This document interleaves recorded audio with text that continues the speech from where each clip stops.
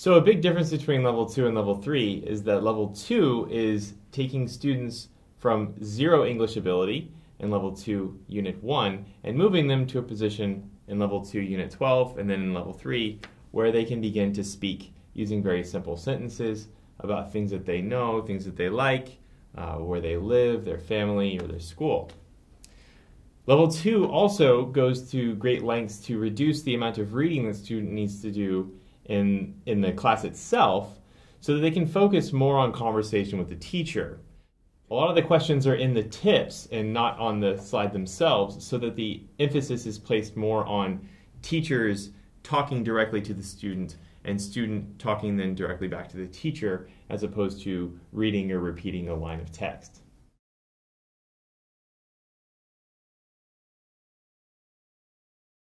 I think TPR is the most important thing for teacher to communicate with a zero-level beginner. So the teacher should use very simple but clear ways to demonstrate what they want to say and let students understand the meaning so that the students can follow or repeat, and then later they can make communication. Mm-hmm.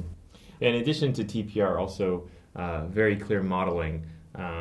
Using different props, obviously, like you said, using your facial expression, using your hands to communicate clearly and slowly with the low-level English learners is very important.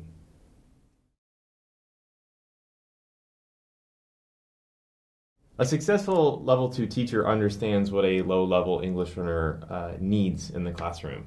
They understand the repetition necessary, the clear and consistent modeling necessary in order to elicit the kind of responses that we need from the student.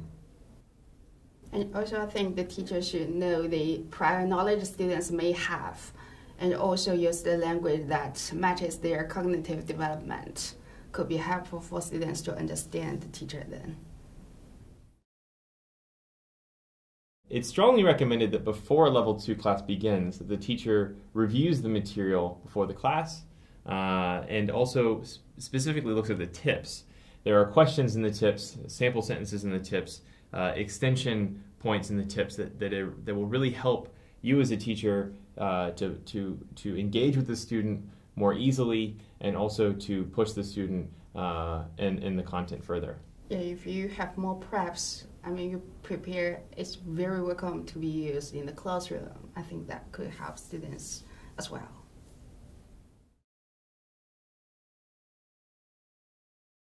A big reason behind removing a lot of the text from the slides was to deal with students that are on differing levels. Having a lot of text on the slide might be a little discouraging for low-level students, maybe zero-level English ability coming in level 2, unit 1. By removing the text, we allow them to focus more on what the teacher is saying, what the teacher is doing, how the teacher is acting, and engaging with them directly.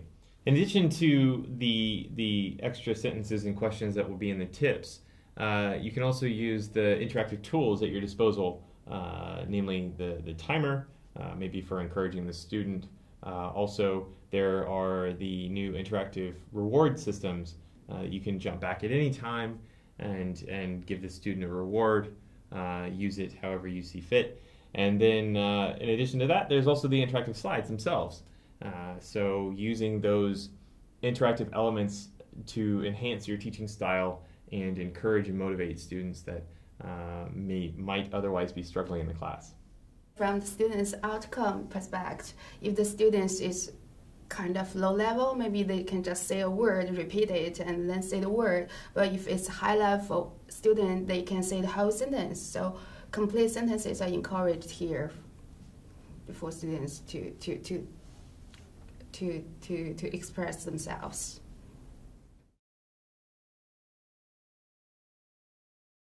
We designed the slides to ideally take around a minute per slide, and that includes the I, P, and also the A. So obviously students, when they're learning new material, they might need a little bit more modeling, a few more examples, more questions. So the I slide could take a little bit longer, but the practice and application slides are more structured. There's a clear objective that the student needs to complete. on the practice and application slides, they should be more focused and allow for more a streamlined approach that should take around 1 minute. From the very beginning, students, they are zero-level students, so they will start to learn the simple words, letters, and their sounds. And by the end of level 2, they could give some simple sentences to talk about their friends, their school, and their neighborhood. And that means the setting around themselves. So they are also prepared to communicate more about the things they are familiar with by the end of level 2, I think. They've also acquired some basic reading skills, mostly around CVC words, and also they've learned many high-frequency words throughout level 2. In addition to that, they've begun by the end of level 2 to be introduced to simple past tense, mostly regular and also some irregular past tense verbs. Yeah, also they will learn math. Math's not important. But it's one part. Okay. Cut that.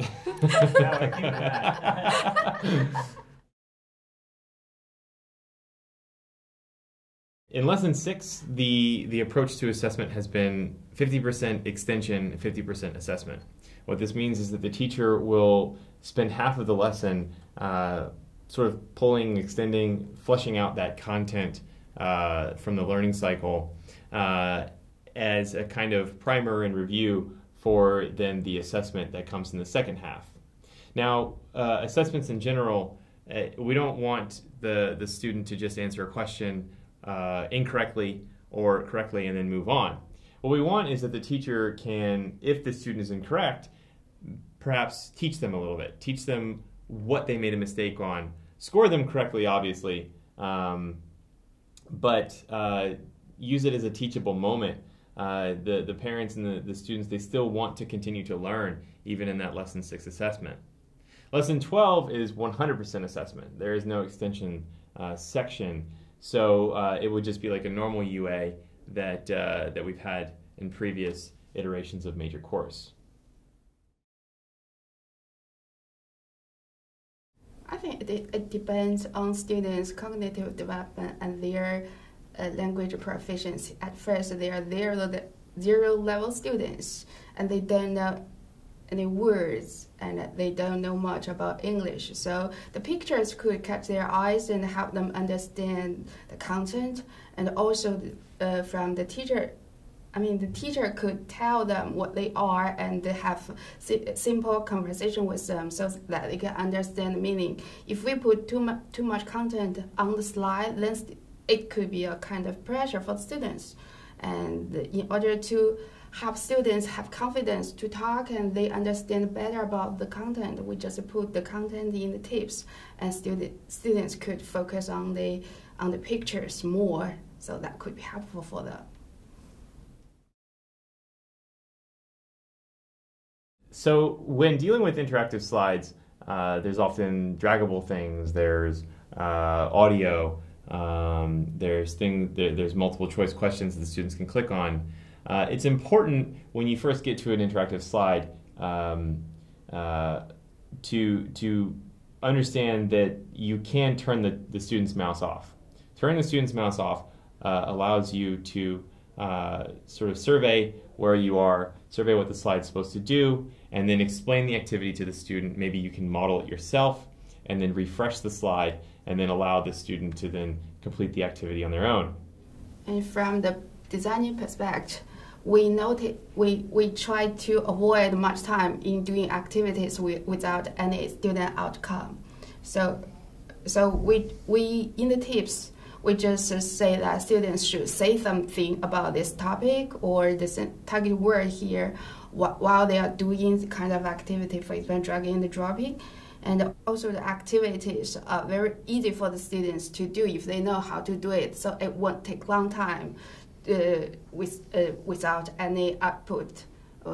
Students just look like they are playing there. Mm-hmm. So we try to avoid those things happening in the classroom. Yeah. There's always a question on the application slide, not on the slide, but in the tips. There's always a question on the application slide in the tips for you to ask the student to demonstrate, to allow the student to show that they understand the content.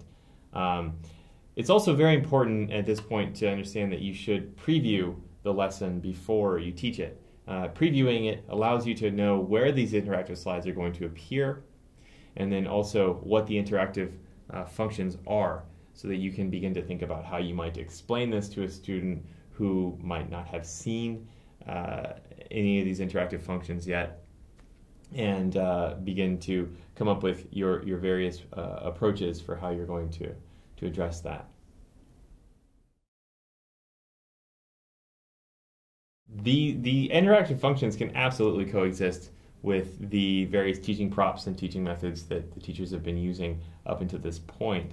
The interactive functions themselves are there to facilitate students being able to clearly apply the content and show that they've learned it. As for like reward systems, they are there to support you as teachers. They're there as teaching tools. We try to make all the reward system theme related, so students can have more access to the content, and also we try to make it's easier to go back to the reward system slide now to give students reward, because there's no jump page there. So it won't take a long time for the teacher to go back and forth to find out the reward system slide. And I think it could be user-friendly. Yeah. The thematic element of the reward system really can't be understated either, because it's more repetition. It's making the content very relatable. I can think of an example with emotions in the emotion unit in level 2. The reward system is a cell phone and some emoticons with different emotions in there. So it's every kid nowadays can play with a cell phone. They can send a text message, and so it's taking these concepts that they're learning in the classroom and then making it super practical and relatable in the reward system. Because level 2 students are 0 level from the very beginning, and they are beginners, so we just focus on remembering or understanding questions. There's not much about higher order thinking stuff. Yeah, so the students primarily focus on remembering and understanding questions throughout the class. There are some applying questions that are spread throughout the lessons, and also especially in the later levels. Due to their English ability and also the limitations in the classroom with different functions, it's difficult to approach the higher order thinking skills as we would like. But this is where the extension questions come into play, and also questions that you as the teacher come up with on your own.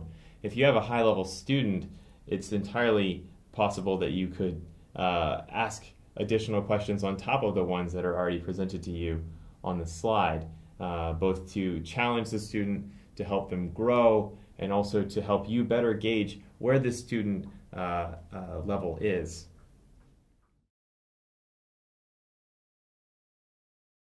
If from the sequence of the units, I think students try to know themselves and know more about their family, their school, their friends, and their neighborhood. And in Unit 12, they start to know different countries. So their horizon can be wider and wider. They know more about the world. And also the language, from the language perspective, is that students try to learn very simple words to describe themselves, and then they can learn some sentences related to their school, the community, and the society. So students could get access to more environment, and they could use the language they learned to communicate with new people.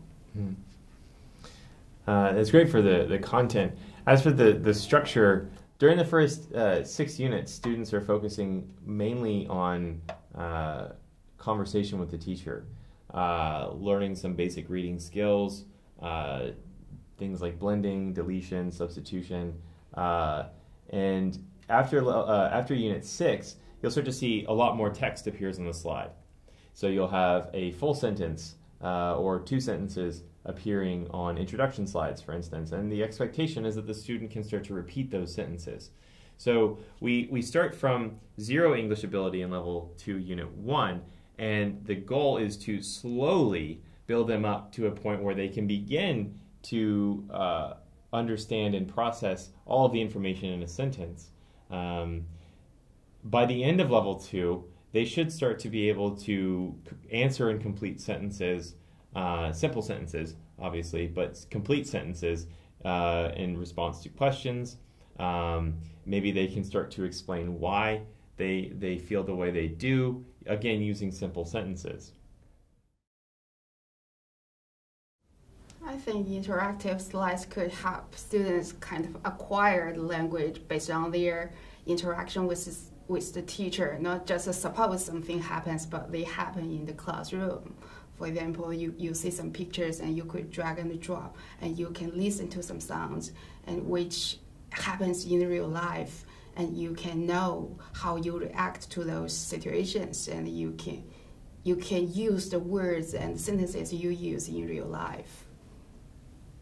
It's very important to always teach, plan, and think about level 2 from the perspective of these are young English learners, and many of them are 0 ability English learners.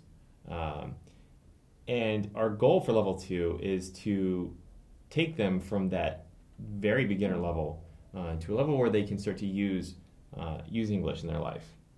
We also place a lot of emphasis on inspiring a love of learning English. We want it to be fun. We want you to talk to the student. We want the student to talk to you. It's more about conversation and interaction. The slides are interactive, yes, in the sense that you can drag things around and click on things, but we cannot replace or ever forget the interaction between you and the student. So there's sort of that dual interactivity going on that we can't ever forget about.